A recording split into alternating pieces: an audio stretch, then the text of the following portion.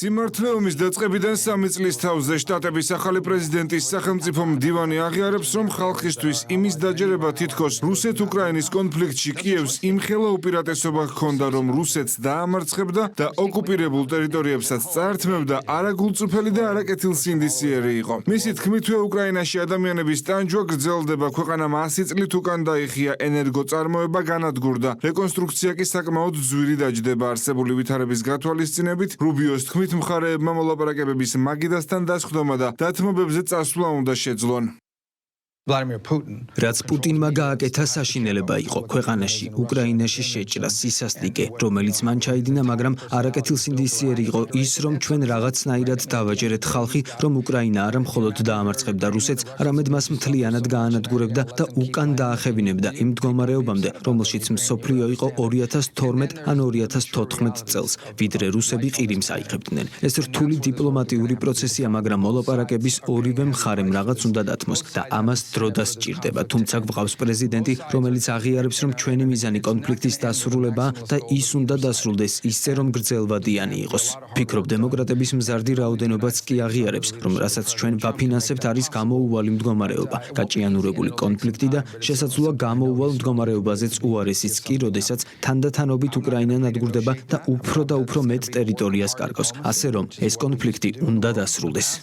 ის რის გამოც დღეს რუბიო წუხს საქართველოს წინააღმდეგ არაერთხელ ყოფილა გამოყენებული, ჩვენს ქვეყანასა და ხელისუფლებაზე ზეწოლა ომის დაწყებიდან ხორციელდებოდა, როგორც საქართველოში, ისე მის ფარგლებს გარეთ ცალკეული პოლიტიკოსები ამტკიცებდნენ, თითქოს პუტინს ბრძოლის რესურსი არ ჰქონდა. საქართველოს მომენტით უნდა ესარგებლა და აფხაზეთსა და სამაჩაბლოს იარაღით დაბრუნებაზე ეფიქრა. ამტკიცებდნენ იმასაც, თითქოს ომი მალე დასრულდებოდა და უკრაინა ოკუპანტის სახელმწიფოს განადგურებას შეძლებდა. დღეს კი არსებული ვითარების გათვალისწინებით სწორედ აღნიშნული განცხადებები მოიხსენია არაკეთილსინდისიერად რუბიომ. ეს არ არის მხოლოდ უკრაინის გადარჩენის საკითხი, ეს არ არის მხოლოდ ევროპის უსაფრთხოების საკითხი, ეს კითხვის ნიშნის ქვეშ აყენებს მთელ ჩვენს საერთაშორისო წესრიგს და ამიტომ რუსეთის აგრესიის წინააღმდეგობა მთელი გლობალური საზოგადოების ამოცანაა. უკრაინამ უნდა მოიგოს ეს ომი და პუტინის აგრესია სტრატეგიული მარცხი უნდა იყოს, ასე რომ ჩვენ ყველაფერს გავაკეთებთ, რათა დავეხმაროთ უკრაინელებს გაიმარჯვონ და მომავალი დაიბრუნონ ხელში. ყველაფერს აღვადგენთ უმოკლეს დროში.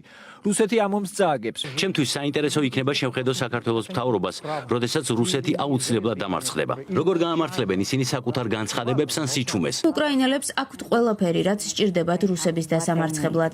ეს აგებს ომს უკრაინულ არმიასთან და ამიტომ უნდა რომ დახოცოს უბრალო მოქალაქეები. მორალურად, პოლიტიკურად და სამხედრო კუთხითაც კი რუსეთი ამ ომს აგებს. მთავარი საკითხი, რომელიც ამ კონფერენციის ფარგლებში განვიხილეთ, გახლავთ არა მხოლოდ უკრაინის გამარჯვება, არამედ რუსეთის როგორც სახელმწიფოს დასასრული.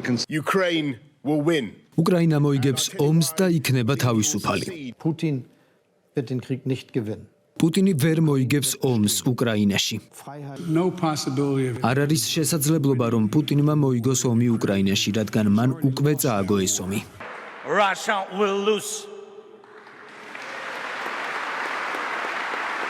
რუსეთი დამარცხდება, ნებისმიერი აგრესორი დამარცხდება, ჩვენი გამარჯვება შეცვლის მსოფლიოს და მსოფლიოს დიდი ხანია სჭირდება ეს ცვლილებები.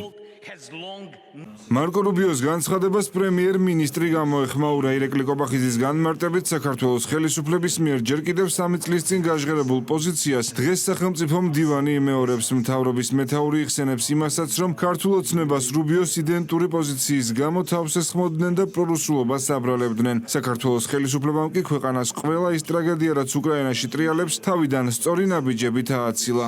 ჩვენ ვამტკიცებდით 3 წლის განმავლობაში იმას, რასაც დღეს ამბობს ტრამპის ადმინისტრაცია, რეალურად გაწირეს ჩვენი მეგობარი ქვეყანა და რისთვის ეს არის ძალიან დიდი კითხვის ნიშანი. ყოველგვარი, ასე ვთქვათ, შედეგის გარეშე შედეგი არის ერთადერთი. ეს არის განადგურებული უკრაინა, ეს არის ტერიტორიების 20% დაკარგული, ეს არის ელექტროენერგიის გენერაციის ნახევარზე მეტი დაკარგული, არაფერს ვამბობ, მთავარ ტრაეგულ მოვლენაზე ეს არის 100,000-ობით დაღუპული უკრაინელი. მოახინჯესი მანკიერი ინტერესები, რასაც შეეწირა ჩვენი მეგობარი ქვეყანა უკრაინა და როგორც ბატონმა რუბიომ განაცხადა, დაახლოებით 100 წელიწადი მთელი საუკუნე დაჭირდება იმას, რომ უკრაინა დაუბრუნდეს იმ მდგომარეობას, რომელშიც ის იყო 2014 წლამდე. ეს არის ტრაგიკული მოვლენა. 3 წლის წინ ჩვენთან მოდიოდნენ ზუსტად ამ ტექსტებით, რომ აი უკრაინა იგებს ომს და თქვენ ეს შანსი არ უნდა გავუშვათ ხელიდან. ამას გვეუბნებოდნენ დახრულულ კარტს მიღმა, როცა მოგვიწოდებდნენ მეორე ფრონტისკენ. ჩვენ გვქონდა თავშეკავებული პოზიცია და დღეს როგორც გამოცდილება გვიჩვენებს, ასევე ბატონი რუბიოს განცხადებების ადასტურებს იმას, რომ ჩვენი მიდგომა იყო აბსოლუტურად სწორი. მმართველ გუნდში განმარტავენ, რომ შტატებისა და საქართველოს პოზიციები უკრაინის ომის საკითხთან დაკავშირებითაც თანხვედრაშია. რუბიოს განცხადებით დადასტურდა ის ფაქტიც, რომ ფსევდოკამპანია, რაც მიზნად საქართველოს ომში ჩათრევას ისახავდა, ორკესტრირებული და დაფინანსებული იყო. მარკო რუბიოს პოზიცია და საქართველოს ხელისუფლების პოზიცია უკრაინაში ომის დაწყებისთანავე და დღესაც ერთ-ერთში ემთხვევა ერთმანეთს საქართველოს ჩათრევასაც ცდილობდნენ და ის ფსევდონარატივი, რომ თითქოს მოხდებოდა განადგურება რუსეთის და ამ ყველაფერში უნდა მიეღო მონაწილეობა მთელ მსოფლიოს, ამ ყველაფერმა საბოლოოდ შედეგად მოიტანა ის, რომ ჩვენი მეგობარი უკრაინა არის უმძიმეს მდგომარეობაში და მხოლოდ საქართველოს ხელისუფლების პრინციპულმა პოზიციამ დაიცვა ჩვენი საზოგადოება აი ამ მძიმე შედეგებისგან, რაცაც დღეს სამწუხაროდ უკრაინელი ხალხი თავის თავზე განიცდის. თქვენ გახსოვთ ჩვენი ოპოზიციური ძალების განცხადებები ამ პერიოდის განმავლობაში. ყოველდღე გამოდიოდნენ ტელევიზიით და გვეუბნებოდნენ, რომ აი ორ კვირაში ლამის მოსკოვი დაიცემაო. რა თქმა უნდა, ეს ამ პროპაგანდის ნაწილი იყო და იმ deep state-ისგან წამოსული ნარატივების გახმოვანებას ახდენდნენ საქართველოში. კიდევ ერთხელ ვიმეორებ, ჩვენ ბედმა გაგვიღიმა იმ თვალსაზრისით, რომ ჩვენ ხელისუფლებას აღმოაჩნდა იმდენი შოშკრეტელობა, რომ ეს ბლეფი არ დაეჯერებია. შტატების სახელმწიფო მდივნის განცხადებას ხალხის ძალაშიც ეხმაურებიან. პარტიაში განმარტავენ, რომ რუბიოს განცხადების პათოსი მათ ძველ განცხადებებს ემთხვევა. ხალხის ძალაში ოპოზიციასა და არასამთავრობო სექტორს ძველ პოზიციებსაც ახსენებენ და ინტერესდებიან დაგმობენ თუ არა რუბიოს განცხადებას, ისე როგორც უახლოეს წარსულში ქართული ოცნების წარმომადგენლების განცხადებებს გმობდნენ. ნამდვილად უწერდით ამას ჩვენს წერილებში ხალხის ძალა, რომ ეს იყო პირველ რიგში უკრაინისთვის უდიდესი პრობლემა და უდიდესი ტრაგედია. ჯერ ერთი, რა თქმა უნდა, ადამიანების დახოცვა, მერე ტერიტორიების დაკარგვა, ეკონომიკის განადგურება, ბუნდოვანი მომავალი და ასე შემდგომ. და დღეს ამას ამბობს უკვე შეერთებული შტატების სახელმწიფო მდივანი. სად არის ახლა ეს ჩვენი LGBT მედროშე ზურაბიშვილი, ეს LGBT მედროშე არასამთავრობო სექტორის წარმომადგენლები, რომლებიც ხო გვიმტკიცებდნენ, რომ უკრაინა იგებს ომსო. გამოვიდნენ, აბა სად არიან და უთხრან ახლა თავიანთ ამომრჩევლებს, რომ ეს არ არის სწორი ამ შემთხვევაში სახელმწიფო მდივნის განცხადება და მათი განცხადებები იყო სწორი ბომბების ჩამოცვენასთან დაკავშირებით. და ეს არის რეალობა. ამ 3 წლის თავზე უკვე ხალხი ხედავს ზუსტად იმას, რომ აი ეს მედროშე, LGBT მედროშე, აქაური არასამთავრობო თუ კოლექტიური ნაცმოძრაობის წარმომადგენლები პირდაპირ ფინანსდებოდნენ იმისთვის, რომ აქ მეორე ფრონტი გახსნილიყო.